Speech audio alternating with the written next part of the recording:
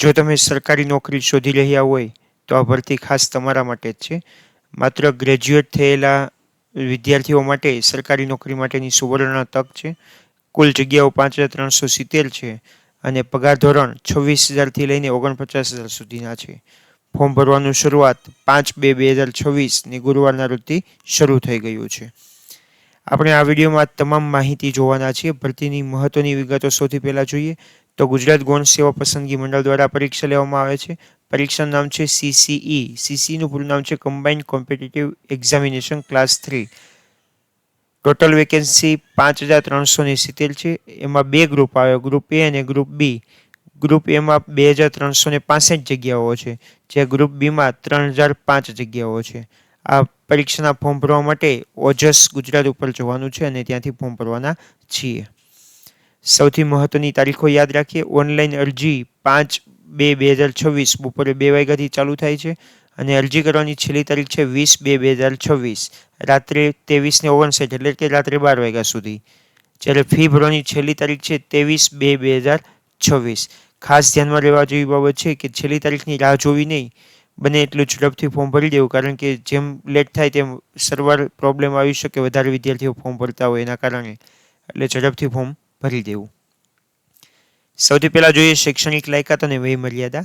તો શૈક્ષણિક લાયકાતમાં કોઈ પણ પ્રવાહમાં સ્નાતક થયેલા હોય, એટલે કે ગ્રેજ્યુએશન થયેલું હોય, BCom કરેલું હોય, BBA કરેલું હોય, BCA કરેલું હોય, BSc કરેલું હોય કે BA કરેલું હોય, કોઈ પણ ગ્રેજ્યુએશન કરેલું હોય. કોમ્પ્યુટરનું બેઝિક જ્ઞાન જરૂરી છે. 10મા-12માં કોમ્પ્યુટર હોય તો પણ બહુ છે, ન હોય તો પણ કંઈ વાંધો નથી. એના માટે માત્ર કોમ્પ્યુટર સર્ટિફિકેટ જોઈએ છે. જ્યારે ગુજરાતી અને અંગ્રેજી ભાષાનું જ્ઞાન જોઈએ છે. વયમર્યાદાની વાત કરીએ તો ઓછામાં ઓછા 20 વર્ષની અને વધુમાં વધુ 35 વર્ષની, પણ આ જનરલ કેટેગરી માટે છે. જ્યારે મહિલા ઉમેદવાર હોય કે કોઈ અનામત કેટેગરીના, એટલે કે SC, ST અને OBC કેટેગરીના વિદ્યાર્થીઓ છે, તેને 5 વર્ષની છૂટછાટ મળવાપાત્ર છે. એમાંય જો મહિલા હોય તો બીજા 5 વર્ષ, એટલે મહિલાને 45 વર્ષ સુધીની છૂટછાટ મળવાપાત્ર છે. દિવ્યાંગ વિદ્યાર્થી હોય તો પણ 45 વર્ષ સુધી આ ફોર્મ ભરી શકે છે, એટલે કે મહત્તમ વય મર્યાદા 45થી વધવું જોઈએ નહીં.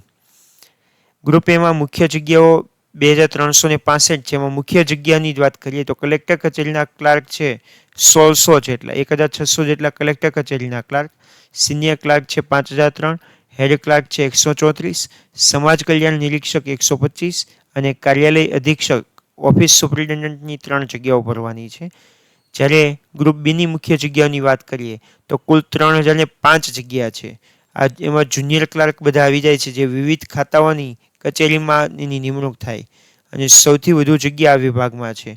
જે નવા વિદ્યાર્થીઓ છે, જેની તૈયારી પણ થોડી ઓછી છે, એના માટેની આ શ્રેષ્ઠ તક છે. 5 વર્ષ માટેનો પગાર ફિક્સ છે. ત્યારબાદ ધીમે ધીમે પગારમાં વધારો થાય. કાર્યાલય અધિક્ષકનો પગાર 49,600થી સ્ટાર્ટ થાય છે. હેડ ક્લાર્ક કે સમાજ કલ્યાણ નિરીક્ષક હોય તો 40,800, સિનિયર ક્લાર્ક હોય તો 26,000.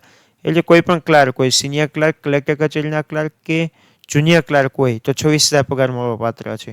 અને 5 વર્ષની સેવા પૂર્ણ કરો ત્યારબાદ પૂરા પગાર ધોરણનો લાભ મળવાપાત્ર થાય છે. આ પસંદગી પ્રક્રિયા માટે સૌથી પહેલાં તમારે પ્રાથમિક પરીક્ષા આપવાની છે. આ પ્રાથમિક પરીક્ષા CBRT પેટર્ન પ્રમાણે લેવામાં આવે છે, એટલે કોમ્પ્યુટર બેઝ છે. અને ગ્રુપ એ અને ગ્રુપ બીની બંનેની કમ્બાઇન્ડ એક્ઝામ છે. ત્યારબાદ એમાં મેરિટના ધોરણે મુખ્ય પરીક્ષા આપવામાં આવે.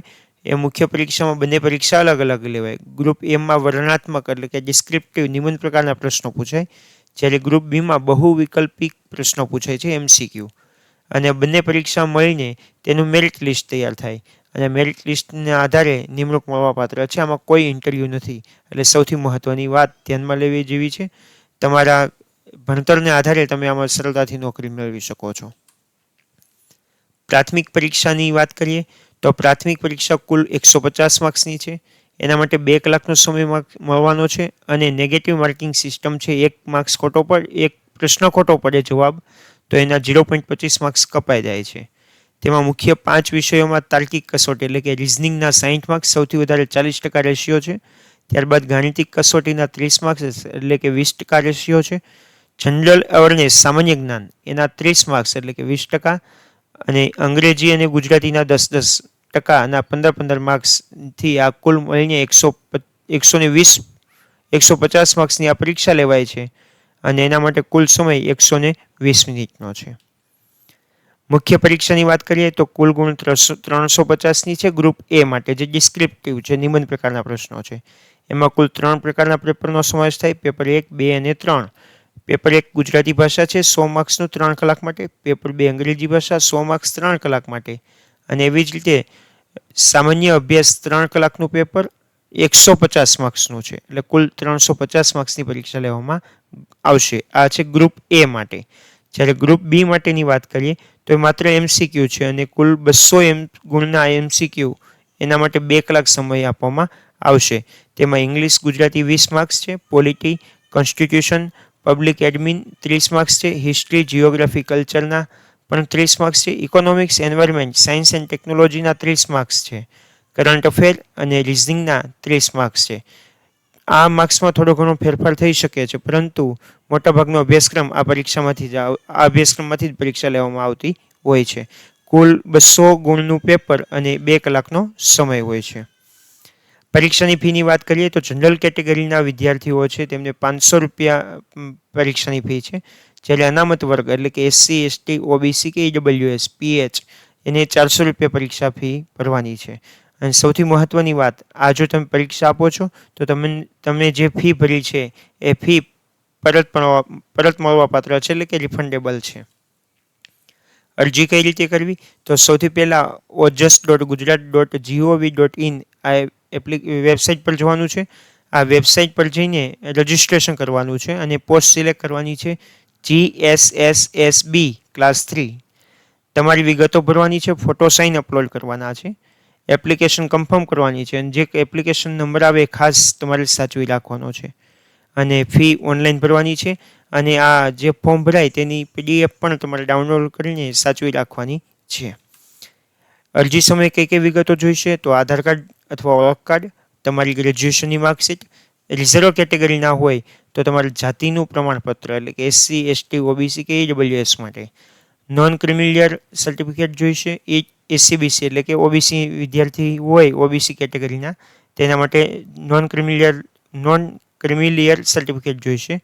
જ્યારે ઈડબ્લ્યુએસના વિદ્યાર્થી માટે ઈડબ્લ્યુએસ પ્રમાણપત્ર, પાસપોર્ટ સાઇઝનો ફોટો જોઈશે, સહી જોઈશે અને ચાલુ હોય તેવો મોબાઈલ નંબર અને ઈમેલ આઈડી. અને ખાસ ધ્યાન રાખવાનું છે, આ આખી ભરતી પ્રક્રિયા પૂર્ણ ન થાય ત્યાં સુધી મોબાઈલ નંબર કે ઈમેલ આઈડી બદલવાનું નથી.